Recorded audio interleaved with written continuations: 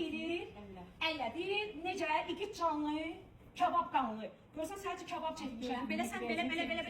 Xoş gəlmisən bizim bağ evimizə. Həmişə sən gələsən. Bax kebabları sənin üçün çəkmişəm. İndi eləməyim. Qoş bax özüm eləmişəm. Bax burada da var. Bax manqalın içində yaxın gəl. Kebab da çəkmişəm. Sənin üçün. Peki ben çektim masada böyle yok. Belə hey. Sənə də kebablar çəkir. Bax. Ya pişməyə bu görək. Beni izleyip işte. Görsən pişməyib. Sənə də çiğdir. Sən ona çəkdin zamanları. Ben işledim. Bu da sən arvatdın. Sən baxarsan kebab şişənliyi gör. Hələ mən bunun üçün samavar dəmləyəcəm. Bir də gördüm o eski attım baseynə. Mən bilmirsiniz. Heç nə. Xoş gəlmisən bizim malikanəyə. Kebabımızı yiyek.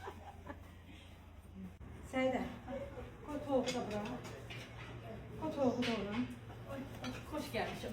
Xoş gəlmisən. Otur orada görün. Əziz TikTok və Instagram dostlarımız kimi ürəyə çəkir.